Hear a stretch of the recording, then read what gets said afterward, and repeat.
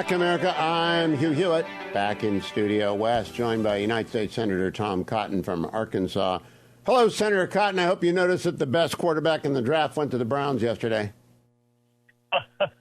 Good afternoon to you. I hope you're doing well, and congratulations, I guess, on the Browns draft. I'm not even sure whether that best quarterback is Dylan Gabriel or Shedeur Sanders, but it's one or the other. Senator, I finished sending in a column for Fox News this morning. I'm going to give you the headline, which is President Trump won't ink a bad deal with Iran. The subheadline is, a bad deal would destroy his legacy while either without genuine nuclear disarmament by the mullahs or the U.S. bombing of Tehran's nuclear facilities guarantees it. Now, my question to you is, am I right? He won't sign a bad deal? I believe that's right, Hugh. The president has been crystal clear now for this for 4 months, really for 10 years. I mean, he can't say it any more plainly. Iran cannot have a nuclear program, and they can have a path to a nuclear weapon. And he doesn't speak the way traditional Republicans speak, who say, or else all options might be on the table. He says it very bluntly, there will be bombing. So he says, I think he said it last week or 2 weeks ago, that Iran probably wants a deal so they can live happily without death. I just don't know how he can be more clear on this. And a good deal, obviously, is a deal that cuts off all of Iran's paths to a nuclear bomb. That includes all of their highly enriched uranium and their advanced centrifuges. They don't need those centrifuges or highly enriched uranium for civilian nuclear power.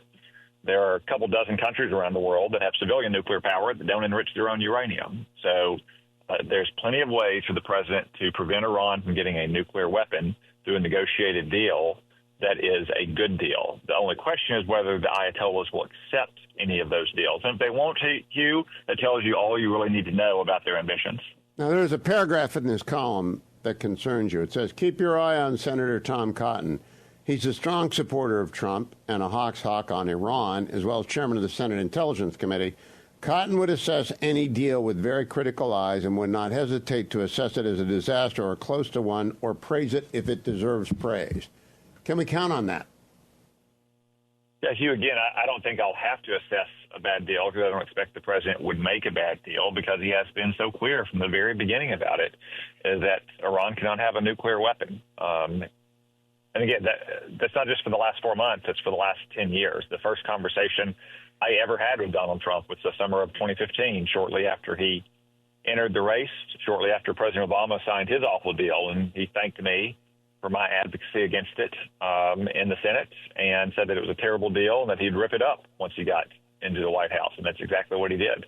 So what's going on here is that it's like he wakes up every morning. And if it's an odd numbered day, he says there will be bombing, and if it's an even number day, he says, well, the negotiations are going pretty well. That's just the art of the deal, but it weirds out people who hated the JCPOA. Are you upset when he goes back and forth, which is just the art of the deal stuff? Yeah, I think he's been pretty clear that those are the two options, whether he emphasizes one or the other. He always comes back to the fact that Iran cannot be allowed to have a nuclear weapon, which means they can't have a nuclear program with centrifuges and highly enriched uranium.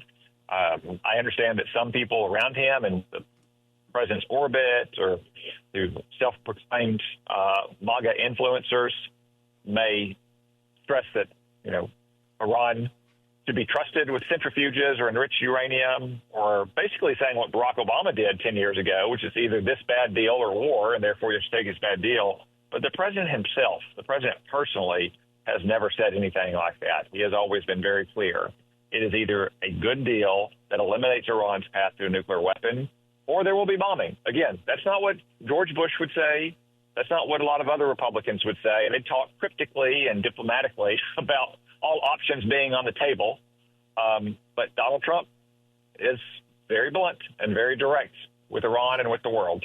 I hope you're right. So I want to switch over to the House and Senate Armed Services Committees, plural, issued a reconciliation overview today that included 10 different things. I just walked through them with Admiral Montgomery. I want to go to the $13 billion for nuclear deterrence. Is that enough, given that the Columbia class alone costs $20 billion if we get those boomers in the water?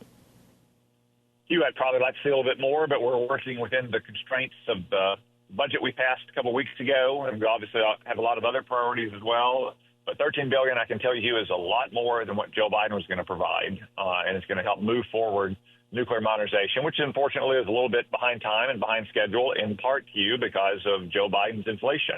When you're building new missile silos, new submarines, new bombers, of course, general inflation is going to affect the price of concrete and steel and other materials that go into all those weapons.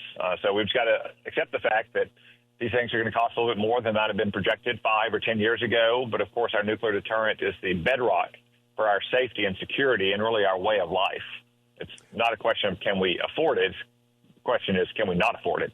All right, now, Senator, last question. It's 100 days, and everyone's doing their 100 days back. To me, the most important thing Donald Trump has done is close the border, not merely for the immediate consequences of allowing us to focus on those who cross the border illegally, but also proving that it could be done and that Team Biden just didn't want to do it.